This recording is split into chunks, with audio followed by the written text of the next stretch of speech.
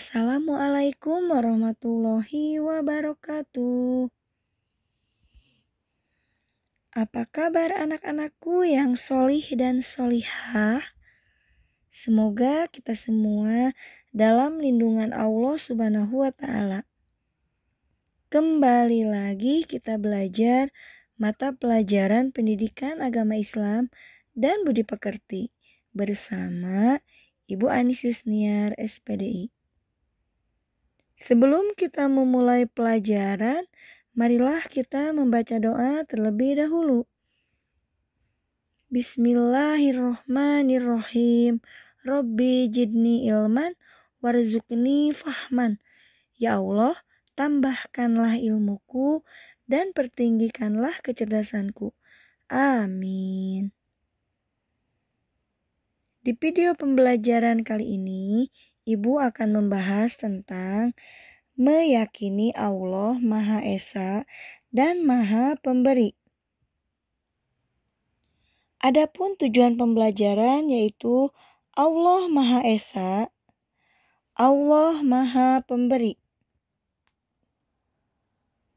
Anak-anakku yang solih dan solihah, Allah Maha Esa artinya Allah itu satu dan tidak ada Tuhan yang berhak disembah selain Allah Subhanahu wa Ta'ala. Hanya Allah Subhanahu wa Ta'ala yang wajib kita sembah. Allah Subhanahu wa Ta'ala tidak beranak dan tidak pula diperanakan. Tidak ada sesuatu pun yang bisa menyamainya. Allah Subhanahu wa Ta'ala berbeda dengan makhluk. Keesaan Allah dalam surah Al-Ikhlas ayat 1-4. Anak-anakku yang solih dan solihah, surah Al-Ikhlas ini adalah kaidah ilmu tauhid.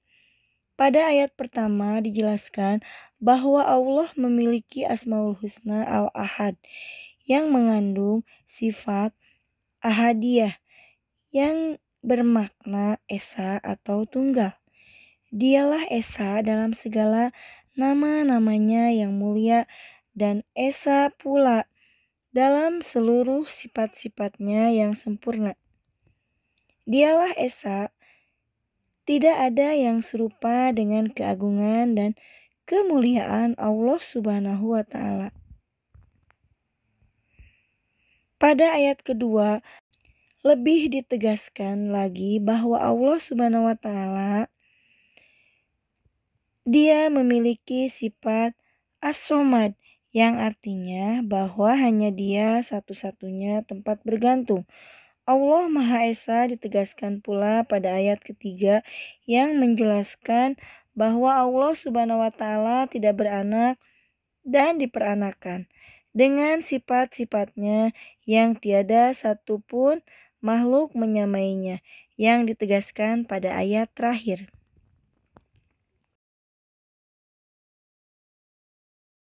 Keesaan Allah Subhanahu wa Ta'ala dapat dibedakan menjadi 3 diantaranya, yaitu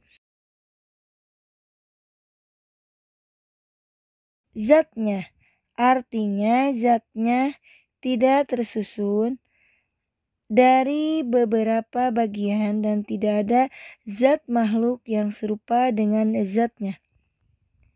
Sifatnya artinya bahwa tidak ada sesuatu atau seorang pun yang sifatnya menyerupai sifat-sifatnya.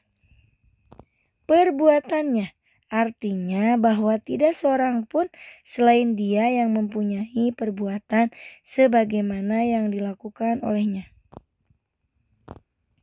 Anak-anakku yang solih dan solihah, iman terhadap keesaan Allah Subhanahu wa Ta'ala, Allah Maha Esa artinya Allah Subhanahu wa Ta'ala bersifat wahdaniyah.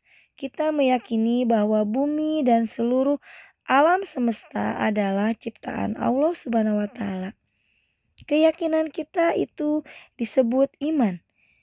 Iman artinya meyakini dengan sesungguhnya hati bahwa Allah Subhanahu wa Ta'ala ada dengan segala sifat-sifat kesempurnaannya. Sebagai umat muslim, kita wajib beriman kepada Allah Subhanahu wa taala. Iman kepada Allah Subhanahu wa taala termasuk rukun iman yang pertama.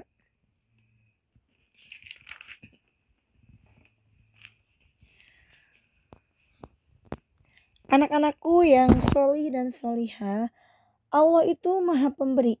Al-Wahhab artinya Allah maha pemberi.